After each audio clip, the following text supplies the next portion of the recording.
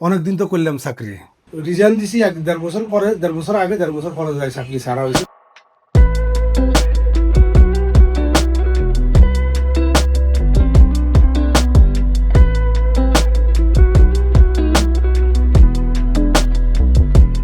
আপনার ফিউচার আফ্রিকাতে আছে।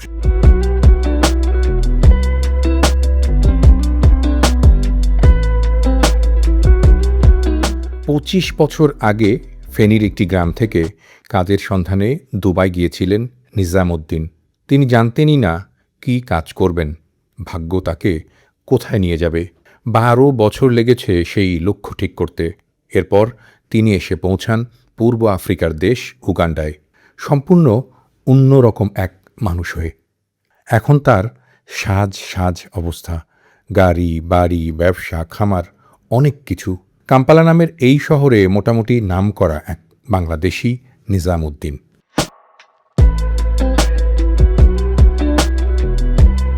কিন্তু এই যাত্রা কি সহজ ছিল তার? দুবাইতে কষ্ট করেছেন, এই উগান্ডাতে আসার শুরুর দিকেও দিনে 24 থেকে 25 ঘন্টা, কখনো কখনো টানা 30 ঘন্টাও কাজ করতে হয়েছে তাকে। সেই কঠোর পরিশ্রম আর বাস্তব অভিজ্ঞতাকে পুঁজি করে একসময় ছেড়ে দেন নিশ্চিত চাকরি।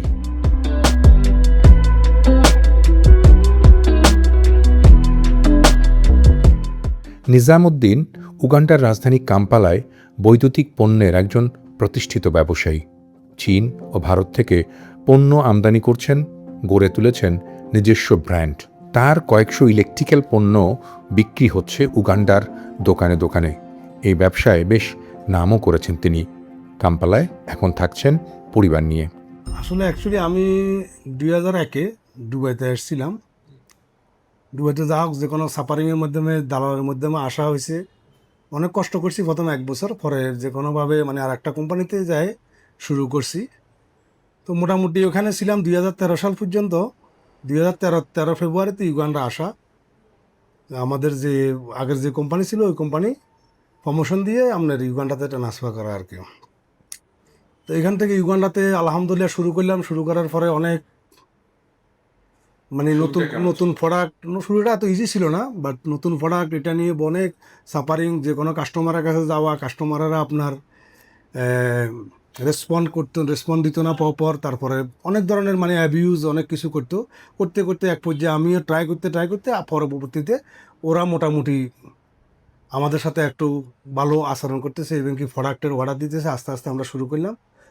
তো আমি যে কোম্পানিতে ছিলাম, ওই কোম্পানিতে মোটামুটি 2013 থেকে 17 পর্যন্ত আমি কাজ করছি। তো আলহামদুলিল্লাহ, যখন স্টার্টিংয়ে একটু কষ্ট হয়েছে, পরে মোটামুটি ভালো একটা রেসপন্স পাইছি।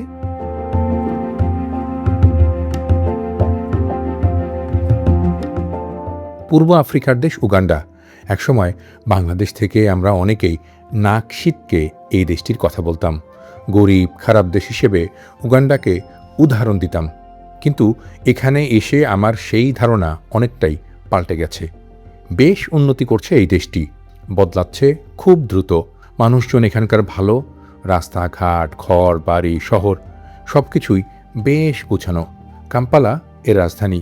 এই শহরে প্রতিনিয়ত নির্মিত হচ্ছে নতুন বাড়ি, অফিস, দোকান ও বাণিজ্যিক স্থাপনা।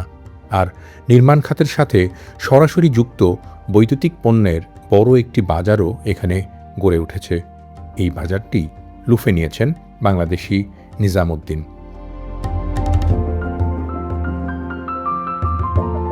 এই বাজারে দীর্ঘদিন কাজ করছেন বাংলাদেশের এই যুবক।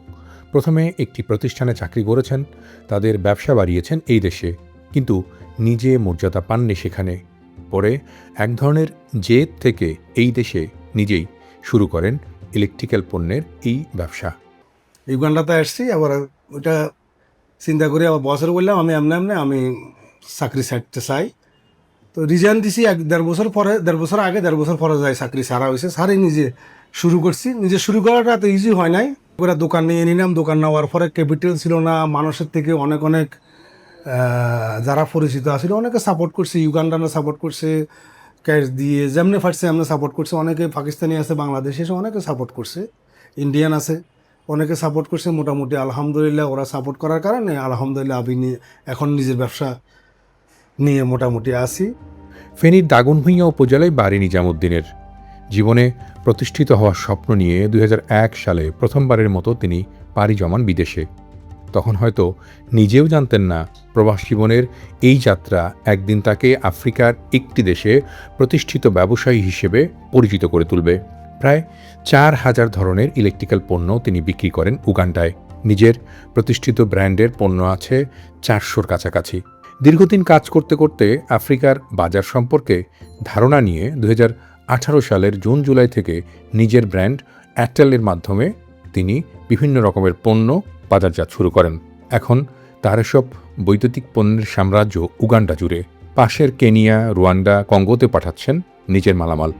নিজামুদ্দিন চীন ও ভারত থেকে বিভিন্ন ধরনের বৈদ্যুতিক পণ্য আমদানি করেন। তাকে বললাম, বাংলাদেশে তো এখন এসব পণ্য ভালো করছে, অনেক ভালো মান, নিজের দেশ থেকে এসব আনেন না কেন? তিনি বললেন, বাংলাদেশ থেকে পণ্য আনায় বেশ জটিলতা, তার চেয়ে বরং চীন ও ভারত থেকে নেওয়া সহজ। ব্র্যান্ডটা কিভাবে তৈরি করলেন? আমি যখন অ্যাকচুয়ালি কি আমি যখন পুরো তো ব্যবসাটা দুবাই থেকে যখন যে কোম্পানিতে প্রথম ছিলাম, ওই কোম্পানিতে আমি অ্যাকচুয়ালি মোটামুটি কোয়ালিটিতে ছিলাম। তারপরে আপনার এক্সপোর্টেই আমি দেখতাম এক্সপোর্টটা। তো মোটামুটি আপনার কোয়ালিটির সম্বন্ধে আইডিয়া ছিল, ইভেন কি আপনার এক্সপোর্টের সময় প্রোডাক্ট সেল করার সম্বন্ধে আইডিয়া ছিল। এই কারণে ভালো একটা মানে কি ইয়া হয়েছে। তো ওইটার থেকে আমি নিজের ব্র্যান্ডটা মানে কি ওই ব্র্যান্ডটা তো আমি নিজে ধরতে গেলে আমি ইউগান্ডাতে আমি এস্টাবলিশ করছি ওই ব্র্যান্ডটা। মোটামুটি ওরা আলহামদুলিল্লাহ এখনকার ওরা ভালো একটা পজিশন আছে। তো আমিও শুরু করছি 2018-তে আমার বিজনেস এখানে শুরু। 2018-তে আবার আমার ব্র্যান্ডটা ক্রিয়েট করা। 2018-র সম্ভবত আমি জুন জুলাই থেকে আমি ব্র্যান্ডটা শুরু করছি, চায়নার থেকে আর ইন্ডিয়ার থেকে। আমার ব্র্যান্ডটার নাম হয়েছে যে এয়ারটেল দিয়ে শুরু করা। এরপরে মিক্স প্রোডাক্টও আছে, অন্য আদার প্রোডাক্ট এখান থেকে লোকালি নিই। এবং কি দুবাই থেকেও আমি প্রোডাক্ট নিয়ে আসি অন্য ব্র্যান্ডের।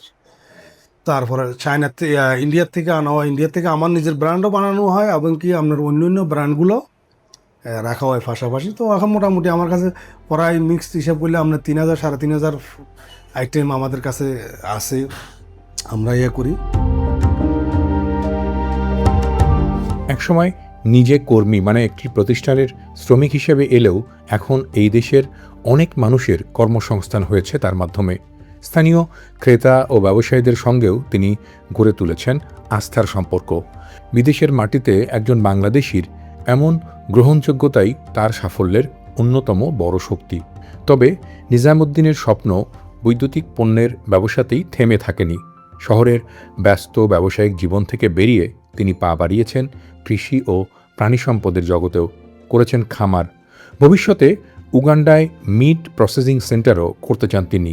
এখান থেকে প্রক্রিয়াজাত মাংস মধ্যপ্রাচ্যের দেশগুলোতে রপ্তানির পরিকল্পনা তার। আফ্রিকায় বাংলাদেশি ব্যবসায়ীদের সাফল্যের গল্প শুনে অনেকেই দ্রুত এখানে এসে বিনিয়োগ করতে চান। কিন্তু প্রতিটি দেশের বাজার, আইন এবং ব্যবসার সংস্কৃতি আলাদা। নিজামুদ্দিনও নতুন উদ্যোক্তাদের আবেগের পরিবর্তে বাস্তব অভিজ্ঞতার ওপর নির্ভর করার পরামর্শ দেন। আমার একটা কথা আছে, আমাদের যারা বাংলাদেশি এখানে আসে, এ পর্যন্ত তো আমি আসার পরে অনেকের দেখলাম আসলো, যাদের আসে বাট পরিকল্পনা করে আসে না, শুনে চলে আসে। আমি সবাই অ্যাডভাইস করব, আগে আপনি আসি দেখেন। আপনি যদি 5 লাখ টাকা ইনভেস্ট করতে পারেন, আপনি 50,000 টাকা অথবা 1 লাখ টাকা খরচ করি আপনি আগে দেখে যান। দেখা তারপরে আপনি যে কোনো ডিসিশন নেন। বাংলাদেশ থেকে যে কোনো ডিসিশন নেবেন না, ওইখানে বসি ডিসিশন নিয়ে এখানে আসি। এমনও আমাদের লোক আছে, আসছে $5,000 নিয়ে আসছে, $10,000 নিয়ে আসছে, বলে যে ব্যবসা করবো। এখানে শুধু ওয়ার্ক পারমিটে আপনার 1 বছরের জন্য ওইটা ওয়ার্ক পারমিট লাগে অলমোস্ট $3,000। তাহলে আপনার ইজি না, বাট ওইটা করতে হবে আগে, আপনি বেস রেডি করতে হবে, পরে ব্যবসা করতে হবে। দূরের মতন আপনি ব্যবসা করি ওটা নিয়ে উঠা আপনার কঠিন, বাট যদি আপনার বেস থাকে তাহলে করতে পারেন। বাট ব্যবসার জন্য ভালো জায়গা, বাট ভালো জায়গা যেন আপনি বুঝতে হবে আগে। না বুঝে আমরা ফট করে একটা জিনিস কি, আমি দেখেন আমি যদি বলি যে আমি ইলেকট্রিক্যাল প্রোডাক্ট নিয়ে আমি ব্যবসা করতেছি, এখন যদি আমি বলি ফুড আইটেম নিয়ে করুন, ফুড আইটেমে আমার কোনো অভিজ্ঞতা নাই। ব্যবসার অভিজ্ঞতা আছে বাট ফুড আইটেমও নাই। এখান থেকে ব্যবসার জন্য আমি মোটামুটি করতে পারবো, বাট ফুড আইটেমে যখন না, ওখানে আমি লস করার সম্ভাবনা থাকে। কী জন্য আমার ওইটার যদি অভিজ্ঞতা না থাকে আমি কেমনে কী করবো? তো অনেকে আছে কী করে, বাংলাদেশ থেকে আসি বলে যে ভাই আমি এটা নিয়ে করতে চাই, ফার্ম নিয়ে করতে চাই। আর ফার্মে টোটালি ওনাদের কোনো অভিজ্ঞতা নাই। অভিজ্ঞতা না থাকার কারণে কী হয়, আপনার ওনারা 2 মাস 3 মাস থাকি, পরে বলে যে ভাই আমার তো সম্ভব না, আমার দ্বারা সম্ভব না এখানে কন্টিনিউ করা। তার কথার অর্থ না বুঝে বা কারো কথা শুনে হুট করে উগান্ডায় এসে ব্যবসা শুরু করা ঠিক হবে না বলেও মনে করেন তিনি। আগে এখানে এসে পরিবেশ দেখতে হবে, বাজার বুঝতে হবে। যে কোনো ব্যবসায় টিকে থাকতে ধৈর্য এবং প্র্যাকটিক্যাল অভিজ্ঞতার কোনো বিকল্প নেই।